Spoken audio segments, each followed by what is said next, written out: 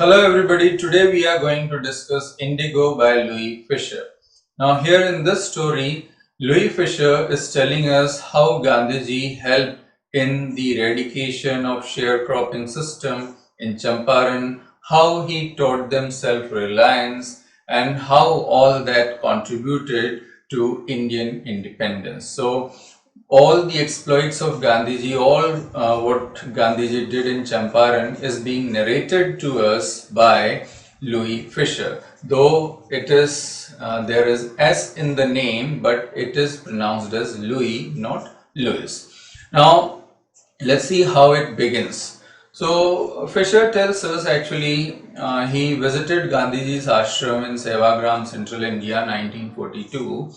And Gandhiji told him that how he happened to urge the departure of the British from India. Now, actually, what Gandhiji had gone to attend annual convention of Indian National Congress in 1916. It was a matter of 1916 and it was in Lucknow. There were 2,301 delegates, representatives, and several others. Now, during the proceedings, what happened? A farmer, a peasant, very thin, emaciated, came to Gandhiji, introduced himself. He was Rajkumar Shukla, and told him that from where he had come, that was Champaran actually. And Gandhiji didn't know about that. He hadn't perhaps heard of the place or so. Now, Shukla was a sharecropper and he was illiterate and resolute. Resolute means of a firm determination. Now, he had gone there to complain about the injustice to the sharecroppers. Someone told him, go and talk to Gandhiji, speak to Gandhiji. Okay, he went and talked to Gandhiji. Now, Gandhiji had to go to Kanpur. Now, the writer has spelled it as Cawnpore. Of course, being a foreigner, he pronounced that way and he spelled that way. So, what he said that I have an appointment in Kanpur and I'm committed to go to several other parts of India. So, okay, Shukla followed Gandhiji wherever he went. Finally, Gandhiji returned at his ashram near Ahmedabad. Shukla, now tired of roaming around, begged, requested, please fix a date. Gandhiji was impressed by his story and his tenacity. Tenacity is stubbornness. Gandhiji said, okay, I am to be in Calcutta on such and such a date. You come there, meet me and take me from there. Okay. Shukla was waiting. He waited until Gandhiji was free. Then they boarded the train to Patna. There, Shukla took him to Rajendra Prasad's house. Of course, you know, the first president of India and was the president of Indian National Congress as well. But at that time, he was just a lawyer and out of town. Now, his servants knew Shukla as a poor yeoman. Yeoman means simply we can say a worker. So they knew that he actually pestered their master. Pestered means troubled, bothered about the problems of sharecroppers. So they didn't entertain Shukla and Gandhiji because they thought Gandhiji to be one like him, and they didn't allow Gandhiji to draw water from the well. Of course, you know, the problems of untouchability and casteism and such, so they like the entire source could be polluted, and so that's why they didn't allow. Now here we have two questions from this chapter. One, why has Shukla been called a resolute person, that is of firm determination? And two, how was Gandhiji treated at Rajendra Prasad's house? So answers, you know, well, now what happened? Gandhiji went to Muzaffarpur, which was en route to Champaran. Idea was to collect more information. Now there he sent a telegram to Professor G.B. Kripalani of Arts College. They knew each other already, and actually they had met at Tagore's Shantiniketan. So the train arrived at midnight, 15th April 1917. Kripalani went to receive him and he stayed. Gandhiji stayed at the house of Professor Malkani for 2 days. Now, the writer says it was extraordinary for Professor Malkani to harbor Gandhiji. Harbor means to provide shelter. Now, why was it extraordinary? Again, we have a question here that why was it extraordinary for Professor Malkani to harbor Gandhiji? So, the reason was simple. In smaller localities, people were afraid to show sympathy to the advocates of home rule. Gandhiji was an advocate, a supporter of home rule, and people were afraid because it was like a sedition, treason. They would be termed as rebels, those who were going against the British, and so people were afraid because in smaller localities they could easily be identified, caught, put in the prison and punished. And in case of Professor Malkani, he could lose even his job. So he was doing all this at a risk of getting punished and losing his job. So that's why it was extraordinary. Now what happened that the news of Gandhiji's advent. Advent means arrival. Actually, people came to know about his arrival, the news spread, people came to see their champion Gandhiji. The lawyers went to meet Gandhiji. They said that they represented their cases in the low courts and also reported the size of their fee. Now, Gandhiji chided the lawyers, means scolded that because actually they collected big fee, so he chided for that. He said that I have come to a conclusion, it's no use taking their cases to low courts. It's no use, useless. Important is what? To set them free from fear. That is more important. And in those times actually most of the arable land, that is porous land, was divided into larger states. The British were the landlords, the Indians were the workers, the peasants, and this sharecropping system was in place there. Now, what was the sharecropping system? That the peasants were compelled to grow indigo in 15% or 3/20th part of their holdings, and the entire crop was to be surrendered as rent to these landlords, and it was done by a long-term agreement. So here again we have a question that what was the sharecropping system in Champaran? Or we can also say what were the terms of contract between the peasants and the landlords. So the answer is this simple. Now meanwhile what happened? Germany developed synthetic indigo. Now of course the landlords came to know about this first, so what they did, they sought agreements from the peasants to pay them compensation to free them from that 15% arrangement. Hence you pay us and we'll free you from this arrangement. Okay. Now this system was irksome, that is troublesome for the farmers. So many of them willingly signed and agreed. Those who opposed, they hired lawyers to represent their cases, and the landlords appointed thugs. Actually, okay, if they don't concede to this willingly, then we'll use other ways. So they appointed thugs. Now, when all this, and soon what happened, the peasants came to know about this, about that synthetic indigo. Now they clamored for money, there was hue and cry, and all this was happening when Gandhiji came in scene actually. And what he did, he started by collecting information. So first he went to the secretary of British Landlords Association and asked information.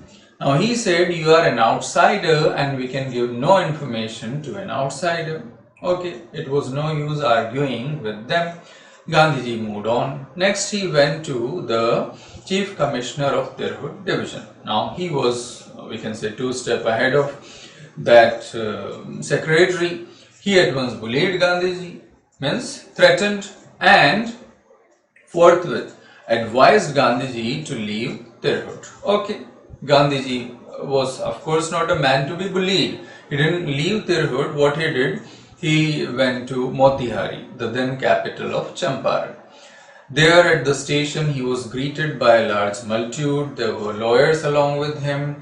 He went to a house, made it his headquarters, and started his investigations. Now what happened? He came to know a peasant in the neighboring village had been maltreated. What he did?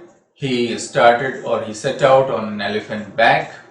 On the way, he was overtaken by superintendent's messenger, SP's messenger. He asked Gandhiji to turn back. Gandhiji complied, agreed. When they came back into the town, he handed him an official note to quit Champaran. Gandhiji took that note, but he wrote on its back, what? I will disobey the order, I'll defy the order. Now, this was a big thing, like defying the government order, going against the government order. So what happened? He was summoned to the court, and then Gandhiji didn't sleep the whole night. What he did, he sent a telegram to Rajendra Prasad that come with some of your influential friends, then sent a letter to Ashram and wired the full report to the Viceroy. A Viceroy means the representative of the ruling party. So, okay, all that happened. Now what? The next morning saw the whole Motihari black with peasant. Now what does that mean? See, the writer is a foreigner, so to the foreigners all Indians were black and are black, so that's why this. Okay, now peasants gathered. Now they didn't know much about Gandhiji. They only knew that he was there to help them, and so they also came out to see and help Gandhiji. Now, first time in the history of Champaran it had happened. What? That thousands of peasants coming out all together in unison. So it was for the first time. Officers felt helpless. Now how to control the crowd? Gandhiji helped them to control the crowd. But he had given them the concrete proof. What? That their might, their power hitherto dreaded. So far dreaded. People were afraid of them. Unquestioned. Now could be challenged by the Indians. Okay. Now here Gandhiji was actually in full form that day. He protested the delay. Actually what happened, these people, they were afraid. They wanted to postpone the trial and they requested the magistrate to postpone the trial because the situation was serious and they wanted to consult to their superiors. And here Gandhiji, he protested the delay. He said, I was caught in a conflict of duties. Now, the conflict was what? On the one hand, he didn't want to set a bad example as a lawbreaker. On the other hand, he wanted to do national and humanitarian service. But there was a problem. If he would not break the law, he would not be able to do that national or humanitarian service. And if he had to do that service, he would have to break the law. So that was the problem. Okay. Now what? Gandhiji said that I followed the voice of my conscience. So okay, if you want to punish me, okay, I'm ready for the penalty. Now, magistrate said that he would pronounce the judgment, he would declare the judgment after 2 hours recess. And for those 120 minutes, if Gandhiji wanted to go out, he asked Gandhiji to furnish bail. Gandhiji refused, okay, but then magistrate, now actually what could he do? He simply allowed Gandhiji, because that force, so much people were there with Gandhiji to support him. So okay, and so many people were there to support Gandhiji. So he had to allow Gandhiji even without bail. When the court was reconvened, the magistrate said that he would declare the judgment after several weeks, and meanwhile he allowed Gandhiji to be at liberty, free. Okay. Now the lawyers like Rajendra Prasad and other people, Maulana Mazrul Haq and Brij Kishore Babu and several others, they came, they conferred, means consulted and discussed with Gandhiji. Gandhiji asked them, what would you do if I go to jail? They said, simple, if you go to jail, we'll go back home. Now Gandhiji said, what about the problems of these peasants? That we are doing all this for these people. Now if you go to go home, then how would it be? So they withdrew and consulted, and Rajendra Prasad has given us the result upshot, that is the result of those conversations. Now they said Gandhiji was a stranger there and yet he was ready to go to jail for these peasants. So if we they said actually they belong to the adjoining districts and they represented their cases in the courts. So if they leave those people in such a situation, so that would be really a shameful desertion. So desertion means abandoning, leaving. Now, okay, they agreed to follow Gandhiji into jail. Gandhiji said, if you are ready, then okay, the battle of Champaran is won. Gandhiji took piece of papers, divided them into pairs and told them how to court arrest. Fine, after some days, a few days later, what happened? Gandhiji got a written communication. And what was that actually? The Lieutenant Governor of the province had decided to drop the case against Gandhiji. Okay. It was the first time in the history of modern India that civil disobedience had triumphed. And so we have our next question here, that which incident points to the first victory of civil disobedience in modern India. Now what? Gandhiji and his lawyer friends started a far-flung inquiry into the grievances, the problems and sorrows of those farmers. The whole area actually throbbed with activity. The landlords vehemently protested because they could see their power just going away and these people coming up. So they protested vehemently, strongly protested. In June, Gandhiji got a call from Sir Edward Gate, the Lieutenant Governor. Before going, Gandhiji met his associates and just told them if he won't return, then they could come with what? Civil disobedience. Okay. Gandhiji had 4 protracted, that is long interviews, meetings with Edward Gate. The result was an inquiry commission was set up and there were representatives from the landlords, from the government, and Gandhiji, the only representative from those peasants. Okay. Now Gandhiji stayed there in Champaran for 1 year, 7 months continuously, and then paid several shorter visits. Now the result was in favor of the peasants. The landlords agreed to pay the money. They agreed to refund, but how much? Gandhiji said 50%. They thought actually Gandhiji would ask 100%, but Gandhiji said 50%. And there he seemed adamant. Now, the representative of these peasants, the landlords, when they saw that Gandhiji was not going to give way, he stuck on that 50%. So they said that, okay, they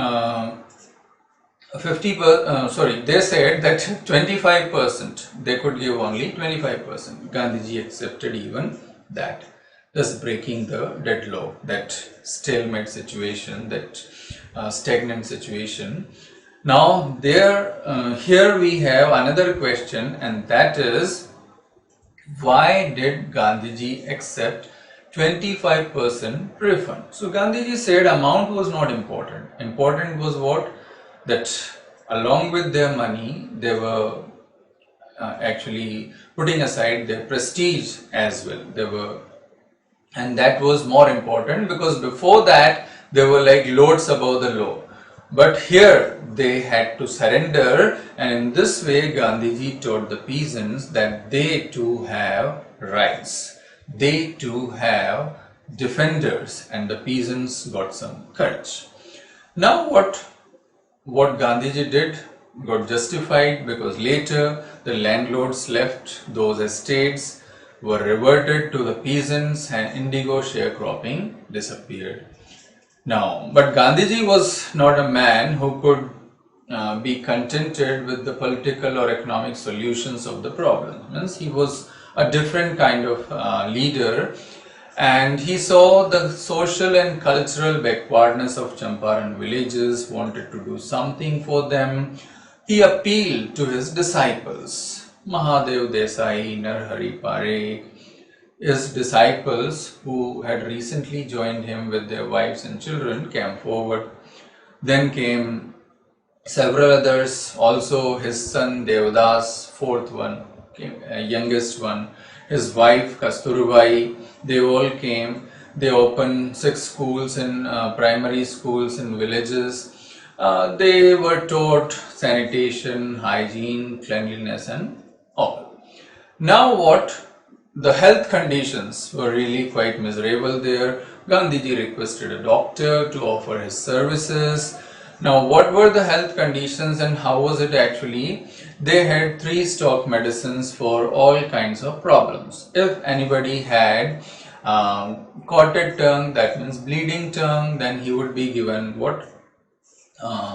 Say this castor oil. If anybody had malaria, he would be given quinine plus castor oil. And if anybody had skin eruptions, he would be given sulfur ointment plus castor oil. So that was the kind of treatment they were given. So we have a question on the health conditions as well, that how were the health conditions in Champaran. The condition of women was also very bad, filthy state of, that dirty state of women's clothing. He saw. Asked Kasturbai to go to them, talk to them. So it was really very poor, no clothes, just the one that they were wearing, so it was like that, very bad. Now, even from Champaran, Gandhiji kept a close watch at his ashram. He asked for the accounts, and once he wrote a letter and told them, now it's time to close the old latrine trenches and to dig out new ones. Otherwise, the old ones would start smelling bad. Now, what is this? Why such an example? Now, of course, this is not to explain or prove anything about the smelling capacity of Gandhiji. Of course, this is to tell us that to Gandhiji, everything was equally important. Nothing escaped his notice. Nothing was inferior or trivial for him. And he paid attention to each and every detail. So that is what it says. Now what the Champaran episode proved to be a turning point in Gandhiji's life.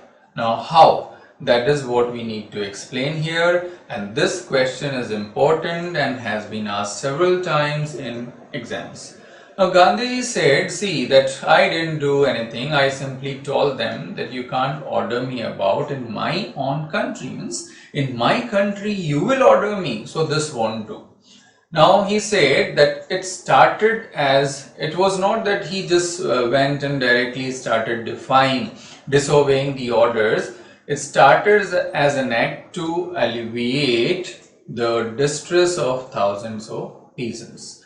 So alleviate, that is to lessen, to make it less, and what? Distress, sorrow. Now this was the typical Gandhi pattern. What? His politics were intertwined with the day-to-day problems of the millions. His loyalty was not to the abstractions, but his loyalty was to the living human beings. That means he was not a man of just hollow words. He would work on the ground. So that was the leader in Gandhiji. Now in the end, we have been given an example of Charles Freer Andrews, a brief story of Charles Freer Andrews. He was a British pacifist and a big fan, a follower of Gandhiji. Now, Rajendra Prasad and the other lawyers, they knew it. Actually, what he was posted to Fiji Island. He had to go to Fiji Island on an official tour. So before going, he came to Gandhiji to take his leave. Now they thought if he came along with them, or if he joined their group, then it would be good, that British against British. But Gandhiji opposed it. He said that you think that if in this fight a British would join us, that would do us some good. See, the cause is just, and we should depend on ourselves. It shows the weakness of our heart, that we are, like chicken hearted or so. He said we should not seek a support in Mr. Andrews because he happens to be an English man. So this is how he taught them self-reliance.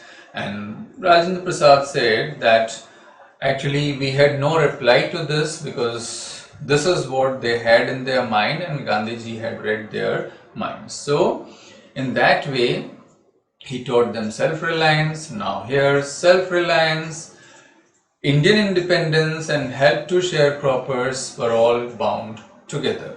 Now how?